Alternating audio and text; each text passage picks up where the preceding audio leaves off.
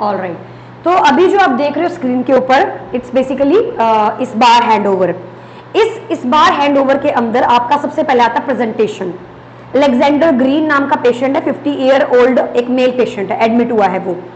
तो इस बार में जो आपका आई है that is identification, B S is your situation, okay, and B is your background is bar and A is your assessment and R is your recommendation।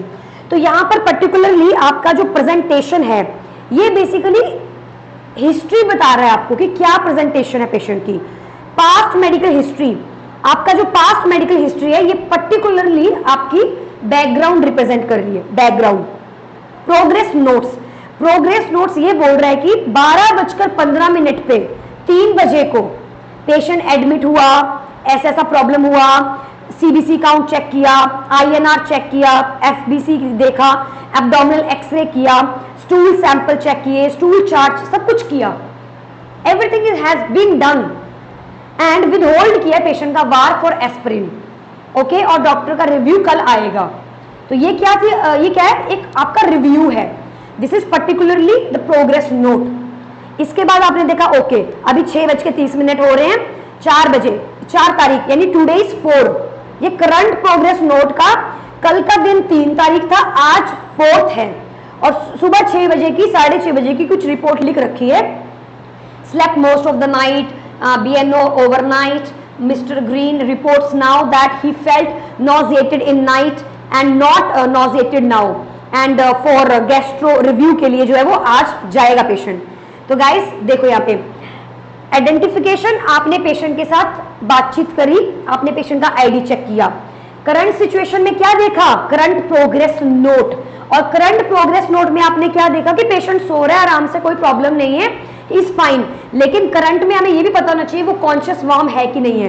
तो आप क्या देखोगे, आप जिस नीचे जाओगे, okay, and what you will see there is nothing else, कुछ भी एक्स्ट्रा इसके अलावा नहीं है, इतना सा ही आपके पास चार्ट है। तो आपने यहाँ केयर प्लान में देखना है 4 बजे का क्या केयर प्लान है। डेली हाइजीन नीड्स, ओके, टिक नहीं लगा है, ओके, PNN जो नाइट है वो सब नहीं है, तो आप इन चीजों को देखोगे। तो सिचुएशन क्या है, my patient is conscious and warm on room air maintaining saturation and currently last night he slept really well and we are just waiting for the gastro consultation which will takes place today only.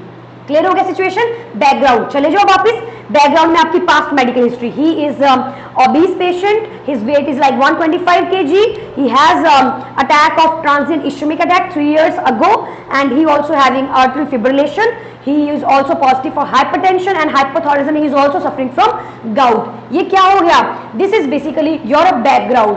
so ID check कर ली, current situation बता दी, background बता दिया, अब आता है assessment. चले जाइए assessment पे, देखिए क्या क्या हो चुका है, एक्सरे हो चुका है, स्टूल सैंपल हो चुका है, स्टूल चार्ट हो चुकी है, एंड ऑल्सो यहाँ पे भी आप देख सकते हो WBC की जो रिपोर्ट है वो सब ठीक ठाक है, कुछ ज्यादा स्पेशल नहीं है, WBC थोड़े नॉर्मल ही है, RBC भी it's fine, haemoglobin is also okay with in the range, platelets are also in the normal range and hematocrit is also in the normal range।